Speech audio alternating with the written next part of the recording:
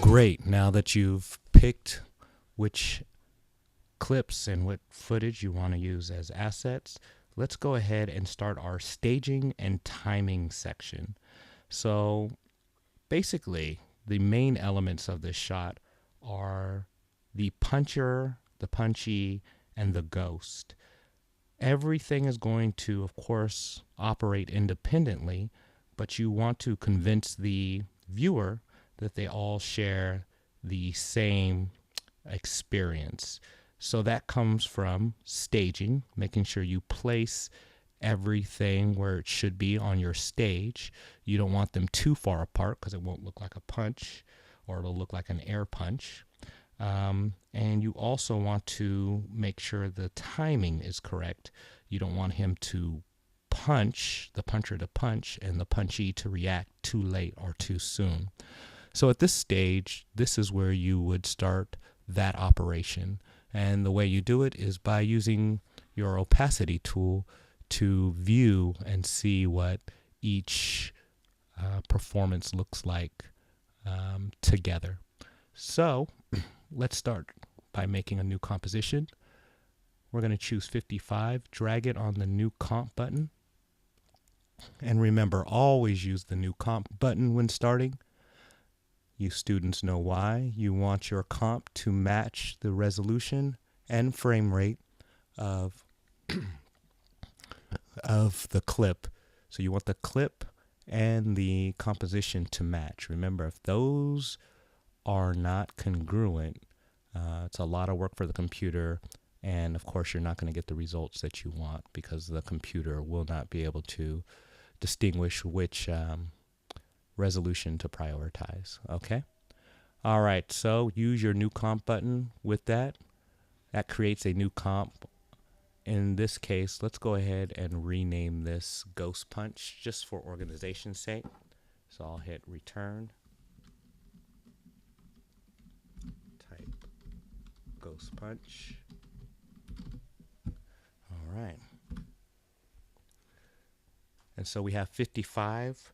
We'll go ahead and label that puncher.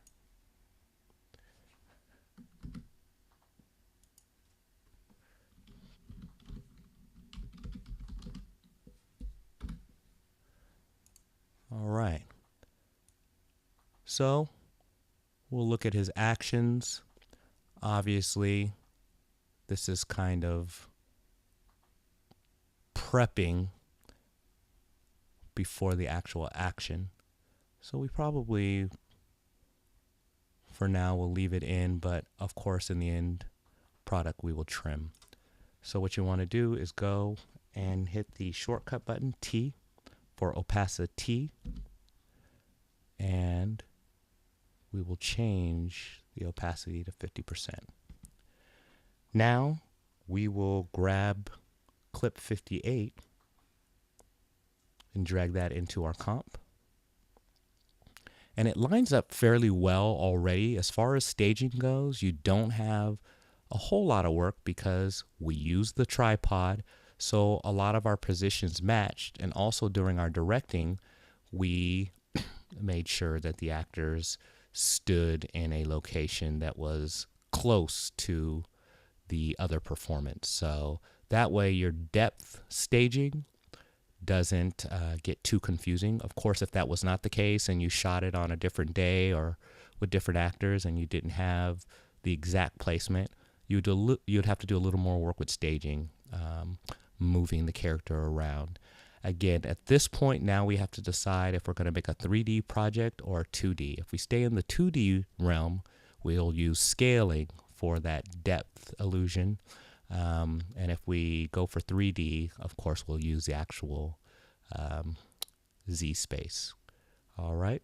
So because we changed the opacity, we can actually see both at the same time. I'm seeing through the top layer, which is the puncher, and seeing into the second layer, which is the punchee, which we'll label now.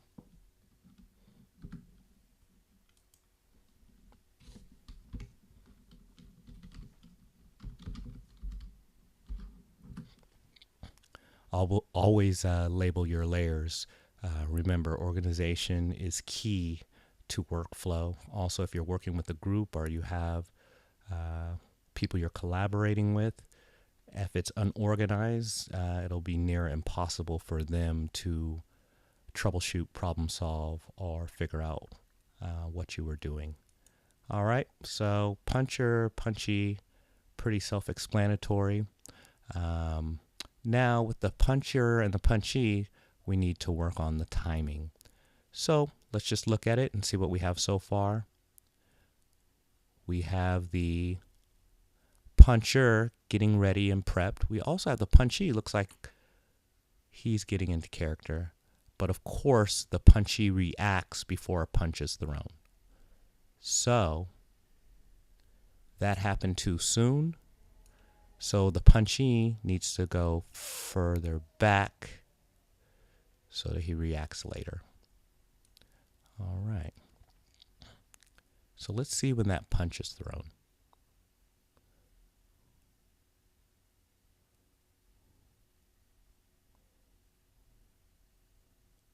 Punch is thrown here. And of course, he's already reacting, so that's too soon.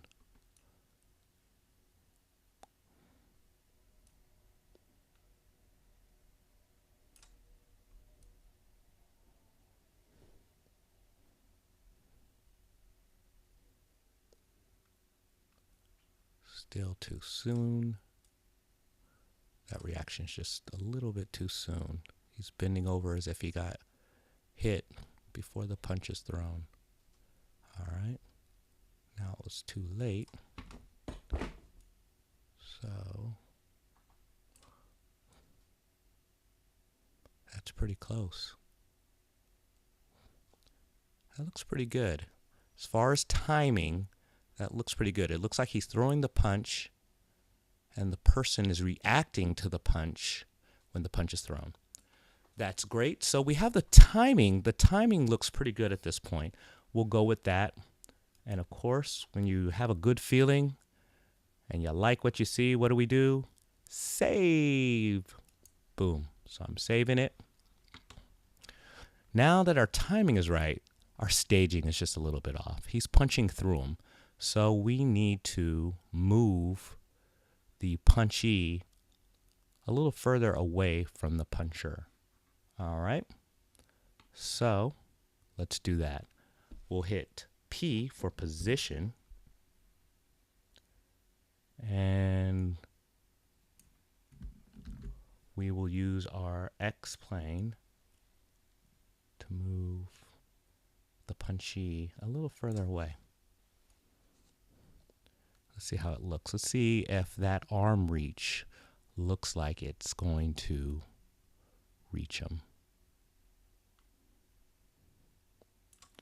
Maybe a little bit more. Right there. Still think he's reacting. We need to go back and fix up the timing a little bit. Seems like he's reacting a little too soon.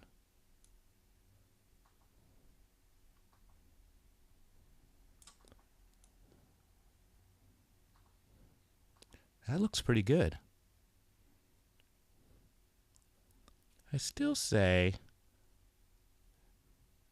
that punch looks like it's really hitting him right through the body. So maybe I'll scoot over the puncher just a little bit more.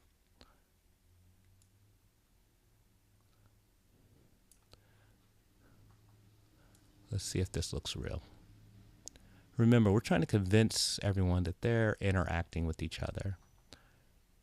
And in the real world, you would anticipate a punch, and you might bend over to protect yourself before the punch hits. So that will be our excuse if anyone questions the timing. Boom. How you like me now? Take some of that. If you feel good about it, which I do, then commit and save. All right, so that's how you do your timing and staging. Of course, we're still in a 2D reality, which is fine because, again, we set up the production with the elements or the actors pretty much in the right position. So depth isn't going to be a concern with the staging and timing at this point. But remember, we are going to go into a 3D world, and if that was the case, again, when we shot the elements at different times with different distances, you would definitely want to turn on the 3D as soon as possible. All right, so that's your staging and timing. Go ahead and start with the ghost, and you can work on the timing of the ghosts. Select the area that you think will work. Of course, put the ghost over the Punchee, and just look at the timing with the punch. Make sure he flies back when the punch is